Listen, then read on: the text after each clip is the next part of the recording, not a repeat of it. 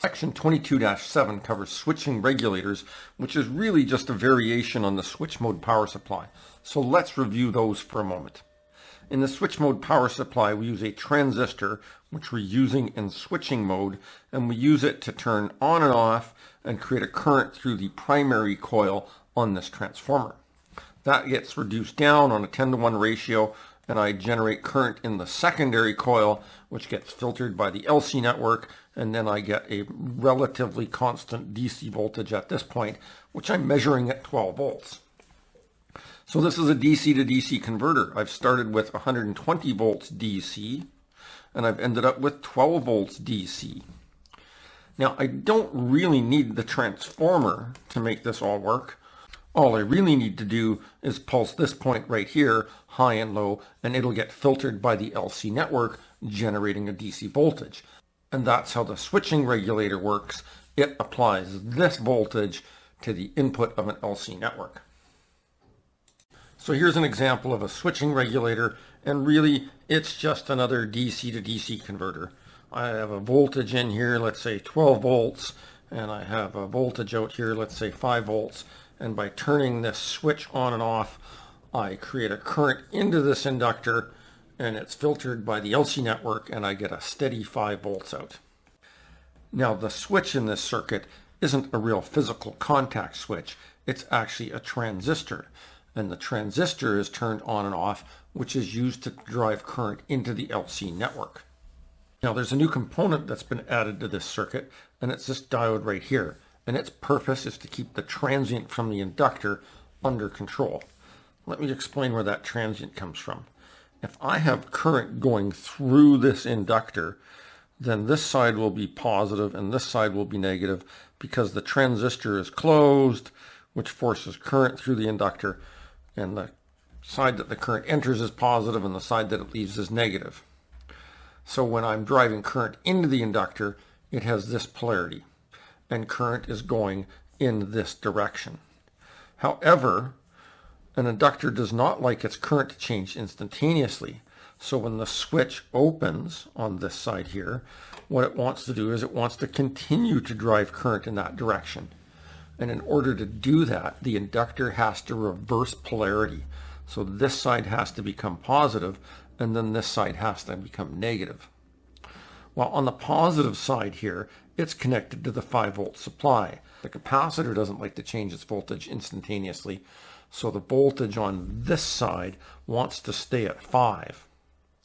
This side over here, though, has become an open switch.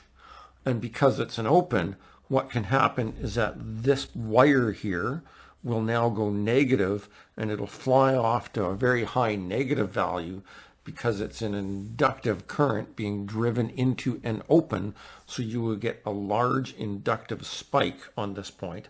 So it will have been 12 volts, and then all of a sudden it'll shoot down to a big negative voltage and then come back up. So this diode, this is where we started, was talking about this diode. What happens is that when this goes negative, current will flow out of ground, and it will clamp the negative side of the inductor at minus 0.7 volts, and that will protect the transistor from being blown up. Let's do a bit of a refresh so we can talk about the control circuit that's used to maintain the output voltage at a certain value. So here we've got a resistor divider, and let's say it's 1K and 1K. So if I got 5 here, I'll have about 2.5 volts in the middle. That gets compared to a reference voltage, and let's say, for example, that's also 2.5 volts. So as the output voltage, as the 5 volts kind of goes up and down a little bit around 5 volts, it gets compared to the reference of 2.5 volts, and it will turn the pulse width modulator circuit on and off, telling it to either increase or decrease the output voltage. So it's a control feedback network. We tap off of the output, and we use it to turn around and adjust the input so that the output maintains itself at 5 volts. If this starts to get a little bit low, then what we do is we turn the transistor on, so we close it like a switch, and that pushes more current into the circuit. It gets filtered by the LC filter, so there's a bit of a delay, but eventually it starts to rise up a little bit until it gets to be a little bit too high, at which point the transistor is opened. So the transistor goes open circuit, and then we turn it off, current stops flowing into it, and the voltage drops a little bit. So by turning the transistor on and off really quickly and adjusting the on time versus the off time, we can maintain the output at a specific value regardless of the load. So my final note here on figure 22-26 is that this is what we call a buck regulator. A buck regulator is used to reduce the voltage down to a lower voltage. So here we have 12 volts going in and we have 5 volts coming out. So that makes it a buck regulator. Now what determines it to be a buck regulator is basically the configuration of these parts, the switching transistor and the diode and the LC network. It ends up being a power supply that reduces the high input voltage down to a lower value. Let's look at boost regulators. So in a boost regulator, what we're doing is we're increasing the output voltage above what's coming in. So we would use a boost regulator to take something like 5 volts in and generate 12 volts out.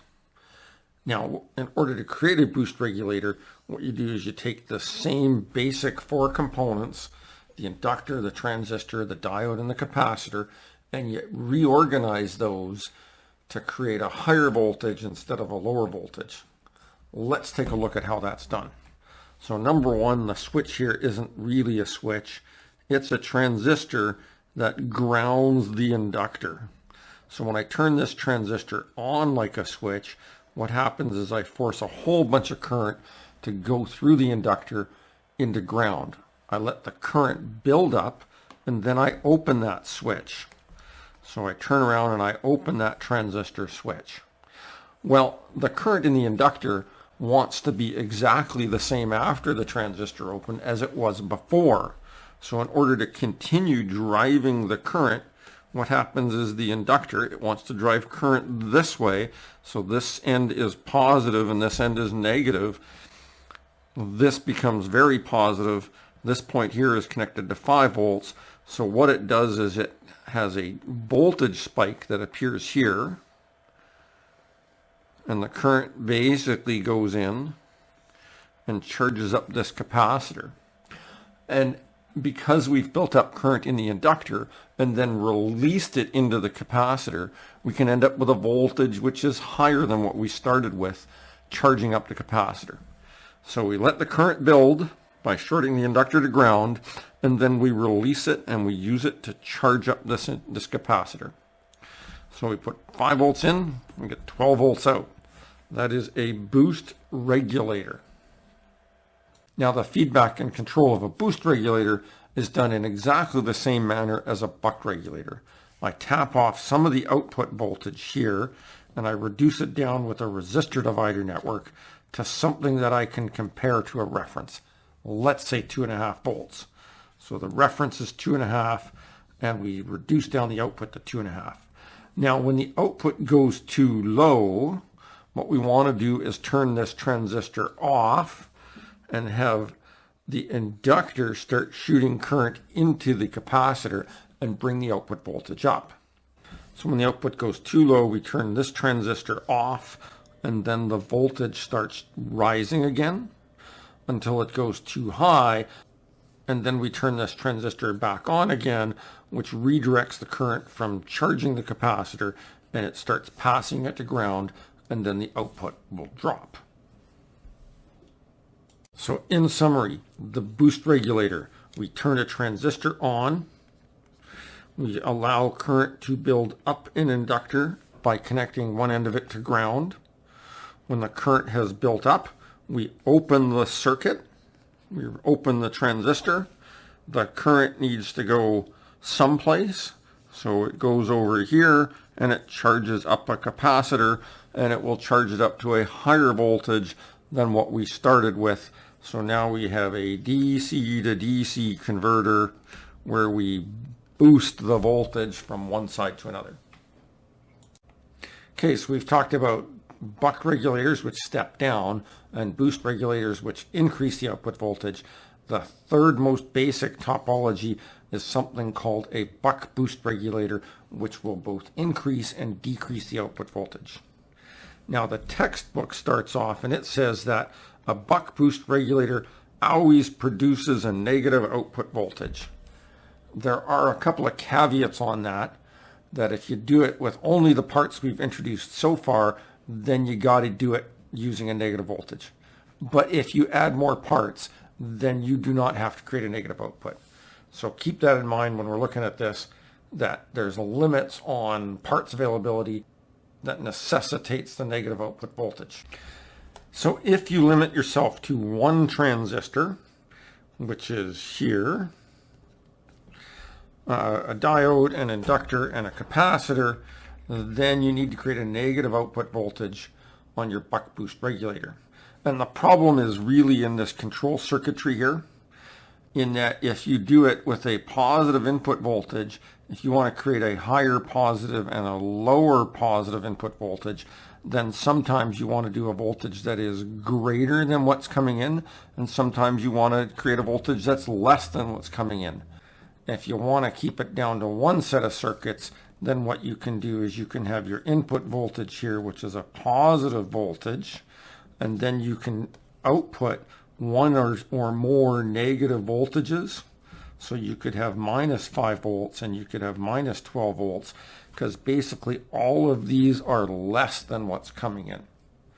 So that's kind of the trick here, is that we only need a comparator that's looking for a greater than, less than evaluation, and it doesn't change all the time.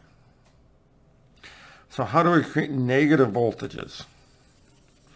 So assuming the control system works more or less the same, that when the voltage goes too high, it turns a transistor on or off, and then it drops. And then when it goes too low, you turn the transistor back on to create a higher output. So that more or less is going to work the same way. You have to do some noodling to figure out the phase. But how do we create negative voltages from positive voltages? So here we are. If I close this switch, then I will basically be putting voltage across this inductor, and that will cause current to flow into this inductor.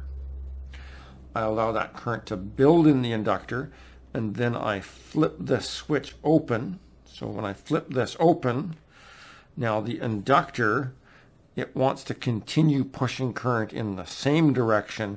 So all of a sudden, this becomes positive, this becomes negative. This side is set at 0 volts because it's connected to ground. So therefore, this point here will spike negative down to some negative voltage. That will draw current from the capacitor down to this negative voltage, and you will get a large negative voltage on the capacitor. So you create a voltage output which is negative with respect to the ground input. And then you play with these resistor values and you dial out what negative voltage you want to create. And now you can have a regulator that will either boost, increase the voltage with the opposite polarity, or decrease the voltage with the opposite polarity. This one is interesting, but I wouldn't worry too much about this one. It's not a very useful circuit. I mean, one of the things you need is, we already need to start with, your op amps need a plus VCC and a minus VCC. In order to compare negative voltages, they already have to have negative voltages. So that's a little bit of a problem. I don't know that I've ever really seen a circuit like this used. There are positive DC to positive DC out buck boost regulators available that use a couple of inductors and have a couple of transistor switches built in. I think you would probably use one of those instead.